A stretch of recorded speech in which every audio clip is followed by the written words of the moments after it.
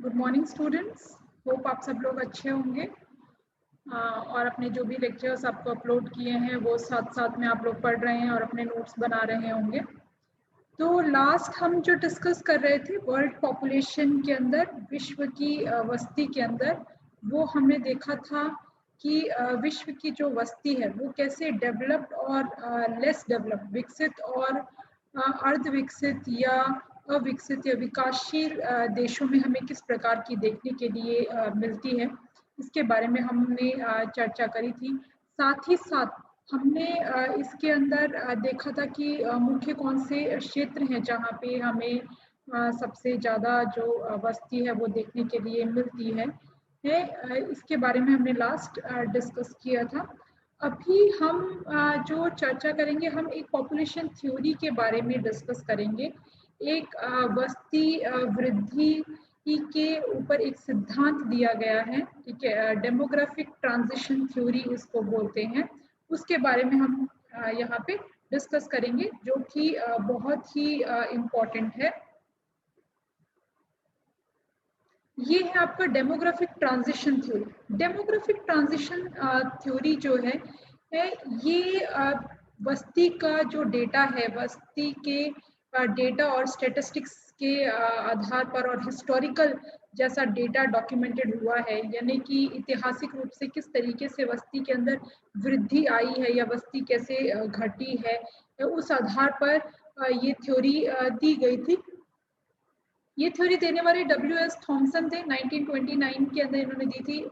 और साथ ही साथ फ्रैंक डब्ल्यू नॉस्टीन जो हैं, इनके द्वारा ये मेनली पुट फॉरवर्ड की गई थी। और इनका जो एक्सपेरिमेंटेशन था वो इन्होंने फर्टिलिटी और मॉर्टेलिटी के आधार पर, यानी कि कितने फर्टिलिटी को हम बर्थ रेट भी बोल सकते हैं, कितने का जन्म हो रहा है, और मॉर्टेलिटी कितनों की मृत्यु हो रही है, उस आधार पर जो कि उन्होंने एक्सपीरियंस किया यूरोप और नॉर्थ अमेरिका और ऑस्ट्रेलिया में, उस आधार पर ये जो थ्योरी है वो इनका दिया गया था। इस डेमोग्राफिक जो ट्रांजिशन थ्योरी है, इसके अंदर अगर हम बात करें, मेजर जो इन्होंने एक पैटर्न जो डेमोग्राफिक चेंज का जो बताया, वो उन्होंने कहा कि हाई फर्टिलिटी और हाई की मोर्टालिटी कैसे चेंज होती है लो फर्टिलिटी और लो मोर्टालिटी के अंदर, जो कि डिपेंड करता है एक सोसाइटी के प्रोग्रेस के ऊपर, जो कि जनरली एक लार्जली जो रूरल एग्रेरियन और इलिटरेट जो सोसाइटी होती है, वहाँ पे अगर हम देखें, यानी कि अशिक्षित और कृषि आधारित जो हमें सभ्यताएं देखने के लिए मिलेगी, वहाँ पे अगर हम देखें तो हाई फर्टिलिटी होता है, यानी कि जन्म दर ज़्यादा होती है, और हाई मोर्टालिटी भी होता है, मृत्यु दर भी वहाँ पे हमें ज़्यादा देखने के लिए मिलती है। वहीं पे जैसे ही हम शिफ्ट करते हैं, एक मॉडर्न सोसाइटी का एक कंसेप्ट आता है, विकसित समाज का एक कंसेप्ट आता है, जहाँ पे मुख्य जो अर्थव्यवस्था है वो इंडस्ट्रीज के ऊपर बेस्ड होती है, आपके उद्योगों के ऊपर निर्भर होती है, और वहाँ पे लोग ज़्यादा लिटरेट होते हैं, शिक्षित होते हैं। इन क्षेत्रों के अंदर अगर हम देखें तो फर्टिलिटी भी कम होता है, लो फर्टिलिटी हमें देखने के लिए मिलता है, यानी कि बर्थ रेट कम हो जाता है, साथ ही साथ लो मोर्टालिटी भी देखने के लिए मिलती है, यानी कि मृत्यु दर जो है वो भी यहाँ पे घट जाती है। इसके लिए ये जो ट्रांजिशन डेमोग्राफिक ट्रांजिशन थ्योरी दिया गया, इसके लिए 3 हाइपोथेसिस रखे गए, जिसमें पहला हाइपोथेसिस ये था कि that the decline in the mortality comes before the decline in the fertility.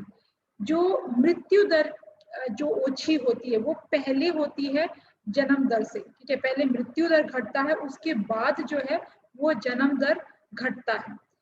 Second जो था वो था that the fertility eventually declines to match the mortality. और धीरे धीरे जो है जब मोर्टालिटी घटता है, यानी कि जब मृत्यु दर घटता है, तो उसको मैच करने के लिए, उसके बराबर पहुंचने के लिए जन्म दर जो है, फर्टिलिटी जो है वो भी आपके घट जाती है, वो भी डिक्लाइन हो जाती है। तीसरा हाइपोथेसिस था that the socio economic transformation of a society takes place simultaneously with its demographic transformation, कि जैसे जैसे एक समाज के अंदर, वस्ती के अंदर जो उसके अंदर ट्रांसफॉर्मेशन आता है, परिवर्तन आता है, वैसे वैसे उस समाज के अंदर सोशियो इकोनॉमिक ट्रांसफॉर्मेशन भी हमें देखने के लिए मिलते हैं। सामाजिक और आर्थिक जो परिवर्तन है वो भी हमें वहां पे देखने के लिए मिलते हैं। इनका ये जो पॉपुलेशन का जो थ्योरी इन्होंने दिया है, ये आज के प्रेजेंट टाइम के अंदर भी अगर हम देखें तो काफी हद तक डिफरेंट स्टेजेस पे ये खरा उतरा है और काफी हद तक इसने सही जो है मोस्टली प्रेडिक्शंस किए हैं। और ये एक कल्चरल डाइवर्सिटी को और वेराइंग फर्टिलिटी जो पैटर्न्स हैं डिफरेंट स्टेजेस पे डेमोग्राफिक ट्रांजिशन के, उनको ये बताता है। और मेजर जो इसका फोकस है वो बर्थ रेट और डेथ रेट के अकॉर्डिंग किस तरीके से पॉपुलेशन ग्रोथ रेट हमें देखने के लिए मिलती है, बस्ती की वृद्धि दर जो है वो हमें किस तरीके से देखने के लिए मिलती है। ये हेगेट के बाद का कहते हैं डेमोग्राफिक ट्रांजिशन का ये ग्राफ सजेस्ट किया गया, ये बहुत इंपॉर्टेंट है। इसी ग्राफ से आपको पूरा जो चीज है वो इजीली समझ में आ जाएगा। यहाँ पे आप देखते हो ये जो बता रहा है, ये वाला लाइन जो हम देखेंगे, ये सॉरी ये स्ट्रेट लाइन वाला, तो ये बता रहा है बर्थ रेट, यानी कि बर्थ रेट क्या है आपकी जन्म दर। और वहीं पे ये जो डैश डैश वाली जो लाइन है ये बता रही है डेथ रेट, यानी ये क्या है मृत्यु दर।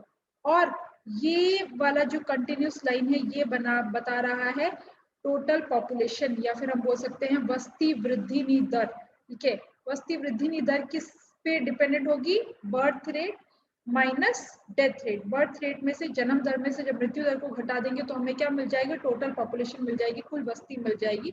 तो इन्होंने कहा कि चार मोस्टली अगर हम बात करें, आपके 5 स्टेजेस हैं, 5 स्तर है जिस आधार पर हमें किसी भी देश की जो वस्ती की वृद्धि है वो देखने के लिए मिलती है।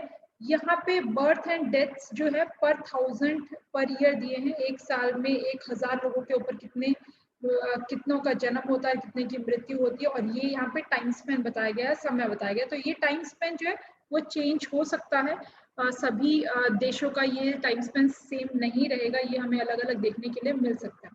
तो सबसे पहले स्टेज की बात करें, सबसे पहले स्तर की बात करें, तो यहाँ पे हमें देखने के लिए मिलता है high and fluctuating birth and death rates and slow population growth.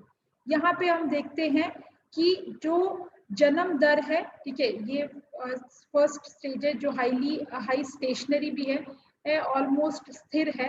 क्यों? क्योंकि यहाँ पे जन्म दर जो है बहुत ज्यादा फ्लक्चुएटिंग है, ठीक है, बर्थ रेट बहुत ज्यादा इसके अंदर परिवर्तन हमें देखने के लिए मिल रहे हैं। ऐसे ही हम डेथ रेट के अंदर अगर हम बात करें, मृत्यु दर के अंदर अगर हम बात करें, तो इसके अंदर भी काफी ज्यादा परिवर्तन हमें देखने के लिए मिल रहे हैं। तो जितना ही जन्म दर है उतना ही करीब मृत्यु दर हमें देखने के लिए मिल सकता है, अराउंड 35 पर 1000 लोगों के ऊपर तकरीबन 35 तक 35 तक ऑन एन एवरेज जो है जन्म दर और मृत्यु दर हमें देखने के लिए मिलता है। क्योंकि ये दोनों बराबर है, इसलिए कुल जो वस्ती है वो यहाँ पे हमें स्टेशनरी देखने के लिए मिलती है, यानी कि स्थिर जो है वो देखने के लिए मिलती है। सेकेंड स्टेज आता है early expanding stage. Early expanding stage के अंदर हम देखते हैं बर्थ रेट हाई है, हाई बर्थ रेट्स हमें देखने के लिए मिलते हैं, जबकि डिक्लाइनिंग डेथ रेट है, जिस वजह से रैपिड पॉपुलेशन ग्रोथ है। यहाँ पे हम देखते हैं कि जन्म दर तो उच्च ही है, उच्च जन्म दर है, बर्थ रेट इज हाई। जबकि हम बात करते हैं अगर डेथ रेट की, तो मृत्यु दर जो है वो घट रही है, ठीक है, डेथ रेट मृत्यु दर घट रही है, डेथ रेट इज डिक्लाइनिंग। अब जब डेथ रेट घटेगा तो इससे क्या होगा, वस्ती की वृद्धि होगी। तो वस्ती की वृद्धि जो है हमें शार्पली इंक्रीजिंग यहाँ पे देखने के लिए मिलते हैं। तो ये एक अर्ली एक्सपेंशन है हमें ये सेकेंड स्टेज में देखने के लिए मिलता है। थर्ड स्टेज की बात करें तो लेटर एक्सपेंडिंग स्टेज इसको बोला गया है। इस स्टेज के अंदर हम देखते हैं कि जो बर्थ रेट है, लो बर्थ रेट हो जाते हैं और डेथ रेट भी लो हो जाते हैं, इस वजह से पॉपुलेशन ग्रोथ रेट थोड़ा स्लो हो जाता है। जन्म दर जो है वो यहाँ पे घट रहा है, मृत्यु दर जो है वो भी घट रहा है, लेकिन इसकी घटने की दर काफी धीमी है, इस वजह से वस्ती वृद्धि हमें यहाँ पे भी देखने के लिए मिल रही है। सॉरी, ये है डिक्लाइनिंग आपके बर्थ रेट्स और आपके लो डेथ रेट्स है यहाँ पे, और declining rate of population growth rate देखने के लिए मिलता है। स्टेज 4 के अंदर हम जाए तो ये लो स्टेशनरी स्टेज है। यहाँ पे लो बर्थ रेट और death rate and so population growth rate देखने के लिए मिलती है, यानी कि जो जन्म दर है वो भी काफ़ी फ्लक्चुएटिंग है लेकिन कम है, मृत्यु दर भी काफ़ी कम है। इस वजह से बस्ती जो है ऑलमोस्ट स्टेशनरी होने की कोशिश कर रही है बस्ती की वृद्धि दर की अगर हम बात करें। स्टेज 5 के अंदर क्या होता है, आगे इसके अंदर हम देखिए, आप अपने ग्राफ के अंदर आगे स्टेज 5 भी कहते बनाएंगे तो और अच्छा रहेगा। इसके अंदर बर्थ रेट और डेथ रेट जो है प्रोपोर्शनेटली इक्वल हो जाते हैं और with the time zero population growth rate हो जाता है, यानी कि आगे जो पॉपुलेशन ग्रोथ रेट है वो एकदम स्टेशनरी, एकदम स्ट्रेट या थोड़ा डिक्लाइन होते हुए आपको देखने के लिए मिलेगा, क्योंकि डेथ रेट्स जो हैं वो आपके स्टेशनरी हो गए और ऐसे ही बर्थ रेट्स जो है वो भी आपके स्टेशनरी हो गए। ठीक है, तो ये आपका जो है वो स्टेज 5 वाला रीजन है जहाँ पे बर्थ रेट और डेथ रेट इक्वल हो जाते हैं, जन्म दर और मृत्यु दर एक समान हो जाती है। इस वजह से बस्ती वृद्धि दर जो है वो जीरो हमें देखने के लिए मिलती है। तो हम फर्स्ट स्टेज की बात करें तो यहाँ पे फर्टिलिटी जो है ऑलमोस्ट 35 पर 1000 और मोर्टालिटी भी जो है मृत्यु दर जो है वो भी हमें 35 पर 1000 देखने के लिए मिलता है, यानी कि 1000 लोगों के ऊपर एक साल के अंदर करीब 35 जन्म के ऊपर करीब 35 लोगों का जन्म होता है 1000 लोगों के ऊपर और 35 लोगों की ही मृत्यु हो जाती है। अभी यहाँ पे मोर्टालिटी रेट इतना हाई क्यों है, मृत्यु दर इतनी उच्च क्यों है यहाँ पे, क्योंकि इस टाइम पे काफी एपिडेमिक्स होते हैं, ऐसी महामारियां आ जाती है जिस वजह से लोग मर जाते हैं। साथ ही साथ वेरिएबल फूड सप्लाई है, भोजन की उपलब्धता भी जो है सीमित है, इतनी अच्छी नहीं है, भरपूर नहीं है, क्योंकि खेती का, एग्रीकल्चर का इतना विकास नहीं हुआ है, डेवलपमेंट नहीं हुआ है। तो ये वो वाली स्टेज है, इसलिए यहाँ पे स्टेबल और स्लोली ग्रोइंग आपको पॉपुलेशन देखने के लिए मिलता है, धीरे धीरे जो बस्ती की वृद्धि हमें देखने के लिए मिलती है। तो जनरली ये पहली जो स्टेज है वो है जिसमें मुख्य जो आर्थिक क्रिया है, मेजर जो इकोनॉमिक एक्टिविटीज है वो या तो आपके हंटिंग होगा, शिकार करना होगा, या जंगलों से भोजन ग्रहण करने की प्रक्रिया होगी, या कहीं पे एग्रेरियन सोसाइटीज भी हमें देखने के लिए मिलेगी, खेती आधारित सभ्यताएं भी देखने के लिए मिलेंगी, लेकिन ये स्थायी रूप से खेती नहीं कर रहे होंगे, इंटेंसिव एग्रीकल्चर नहीं प्रैक्टिस कर रहे होंगे, जबकि उसकी जगह पे कैसा आपको एग्रीकल्चर प्रैक्टिस देखने के लिए मिलेगा, स्लैश एंड बर्न। ठीक है, यानी कि काटो और आग जला के फिर वहां पे जंगलों को साफ करो, फिर वहां खेती करो, फिर उस जमीन को दोबारा फलरूपता ग्रहण करे, वहां की मिट्टियां, इसलिए उसको 4-5 साल के लिए खाली छोड़ दो और आगे बढ़ जाओ, फिर से वहां पे खेती शुरू कर दो। तो ये एक जो परिवर्तन है वहां पे देखने के लिए मिलते हैं। और ऐसी जो बस्ती होती है वो लो टू मॉडरेट हमें बस्ती का घनत्व यहाँ पे देखने के लिए मिलता है। फैमिली साइज अगर हम देखें तो वो भी लार्ज साइज फैमिली एसेट्स होते हैं, लाइफ एक्सपेक्टेंसी कम होता है, यानी कि लोगों का जो जीने का जो काल है, जन्म से लेकर मृत्यु तक का जो है लाइफ स्पैन, वो भी हमें लो देखने के लिए मिलता है। और साथ ही साथ इन लोगों के अंदर टेक्नोलॉजिकल जो डेवलपमेंट है, तकनीकी का विकास बहुत कम हुआ होता है, अर्बनाइजेशन नहीं हुआ होता है, अर्बन डेवलपमेंट भी काफी लिमिटेड हमें देखने के लिए मिलता है।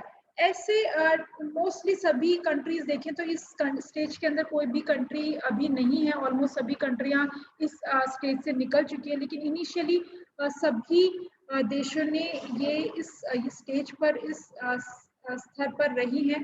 अगर भारत जैसे देश की बात करें तो शायद आज से 200 साल पहले, 200 ईयर्स पहले हमारी भी यही स्थिति थी, स्टेज 1 में ही हम पॉपुलेशन के थे।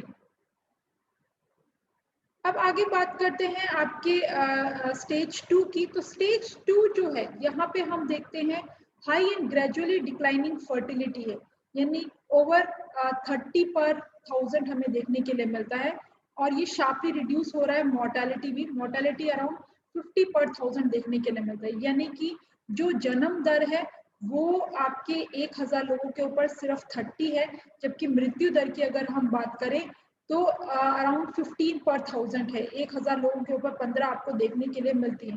तो यहाँ पे थोड़ा इम्प्रूवमेंट हेल्थ एंड सैनिटेशन के अंदर इम्प्रूवमेंट हुआ है, साथ ही साथ लोगों को भोजन जो है, यानी कि स्थायी रूप से खेती की सुविधाएं विकसित होने की जो स्टेज है वो हमें सेकंड स्टेज के अंदर, द्वितीय जो स्टेज है उसके अंदर देखने के लिए मिलती है। कंट्रीज के अंदर। तो ये एक डिस्टिंक्शन जो है हमें यहाँ पे देखने के लिए मिलता है। तो यहाँ पे क्या है, इतना भोजन सही रूप से हर किसी को मिल रहा है, भोजन भरपूर मात्रा में उपलब्ध होने की वजह से भी लोगों का लॉन्जिविटी इंक्रीज हुआ, लाइफ स्पैन जो है वो इंक्रीज हुआ है, जिस वजह से उनके अंदर कम बीमारियां और ये देखने के लिए मिलती हैं। इसीलिए एक पॉपुलेशन का जो एक्सपेंडिंग ग्रोथ रेट है वो हमें देखने के लिए मिलता है। तो सेकंड स्टेज में हमें इस तरीके की स्थिति जो है हम देखते हैं।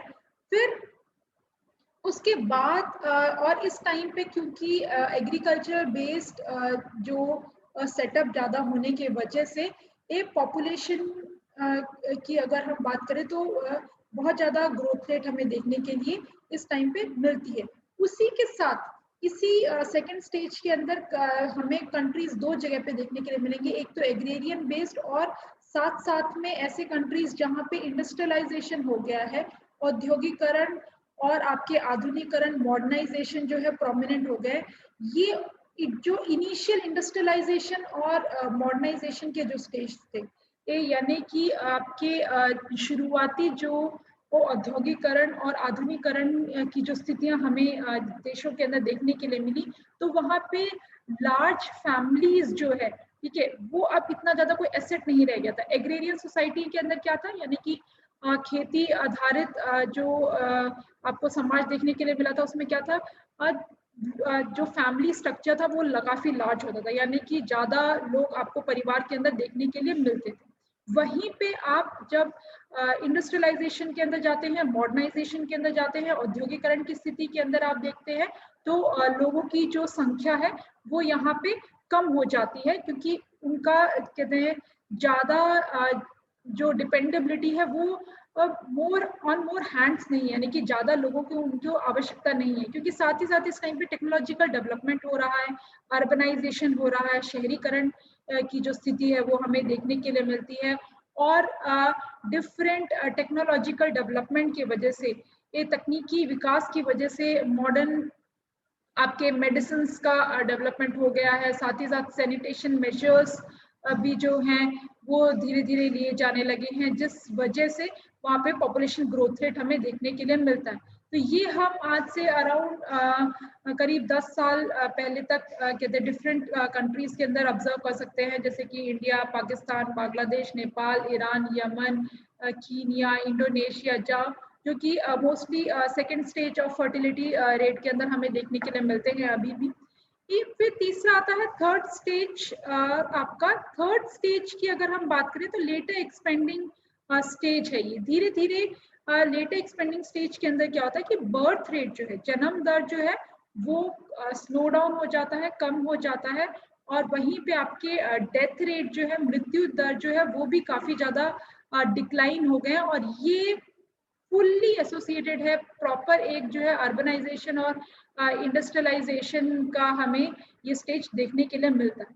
लास्ट स्टेज की हम बात करें डेमोग्राफिक ट्रांजिशन के अंदर, तो यहाँ पे जन्म दर मृत्यु दर दोनों ही एकदम सेम पेस पे आ जाते हैं, यानी कि दोनों की जो दर है, जो रेट ऑफ ग्रोथ ऑफ आपके बर्थ रेट है, रेट ऑफ कहते हैं birth rate and rate of जो डेथ रेट है, दोनों सेम आ जाते हैं। इसलिए पॉपुलेशन जो है जीरो के उस पर पहुंच जाती है, यानी कि ना तो पॉपुलेशन बढ़ रही है ना ही घट रही है, या फिर अगर थोड़ा हो रहा है तो मैरिज जो इंस्टीट्यूशन है वो धीरे धीरे डिक्लाइन होने की वजह से पॉपुलेशन डिक्लाइनिंग आपको कई जगह पे देखने के लिए मिलती है। और इन में अगर हम सोशल और कल्चरल डेवलपमेंट की बात करें तो लिटरेसी का अच्छा डेवलपमेंट हुआ है, एजुकेशन लेवल्स का डेवलपमेंट हुआ है, डिग्री ऑफ लेबर का भी जो है इम्प्रूवमेंट हमें यहाँ पे देखने के लिए मिलता है, लोगों का लॉन्जिविटी इंक्रीज हुआ है, यानी कि जीने की जो उम्र है वो यहाँ पे बढ़ गई है। मोस्टली आपको Anglo American regions, western European countries हैं, ऑस्ट्रेलिया है, न्यूजीलैंड है, सिंगापुर, हांगकॉन्ग और जापान जैसे जो देश हैं वो इस स्तर पे हमें देखने के लिए मिलते हैं। तो ये आपको जो है ये फाइनल स्टेज जो इसका डेवलपमेंट का है वो हमें देखने के लिए मिलता है। चाइना की अगर हम बात करें तो China third stage of demographic transition के अंदर पहुंच गया है। किस वजह से उन्होंने वहां पे पहुंचने के लिए एक पॉलिटिकल एजेंडा का यूज किया, वन चाइल्ड जो सिंगल पॉलिसीज हैं, ठीक है, वन चाइल्ड पॉलिसी अडॉप्ट करी पॉपुलेशन कंट्रोल करने के लिए, और इस तरीके से वहां पे कंट्रोल किया गया। कई शॉर्टकमिंग्स हमें देखने के लिए मिलती हैं। क्या है, सभी जरूरी नहीं है सारे देश इस सेम पैटर्न को फॉलो करें। कहीं पे कुछ जो है डिफरेंट चेंजेस भी आ सकते हैं, क्योंकि आप नियर बाय दूसरे कंट्रीज के कांटेक्ट में आते हो, तो वहां से आप डिफरेंट चीजें या फिर डायरेक्टली इंडस्ट्रियलाइजेशन अडॉप्ट कर लेते हो, तो वहां पे हमें कुछ चेंजेस देखने के लिए मिलते हैं। फिर अगर कोई वॉर जैसा सिचुएशन आ जाता है, अगर युद्ध जैसे स्थिति आ जाती है, तभी भी इस डेमोग्राफिक ये जो ट्रांजिशन जो बताया गया उसके अंदर कुछ चेंजेस हो सकते हैं। तो ये हमारा वर्ल्ड पॉपुलेशन का जो है वो यहीं पे एंड होता है। यहाँ पे हम इसको खत्म करते हैं। आगे हम डिस्कस करेंगे विश्व की वस्ती से संबंधित जो समस्याएं हैं उनके बारे में। इसको हम यहीं पे एंड करते हैं। Thank you students.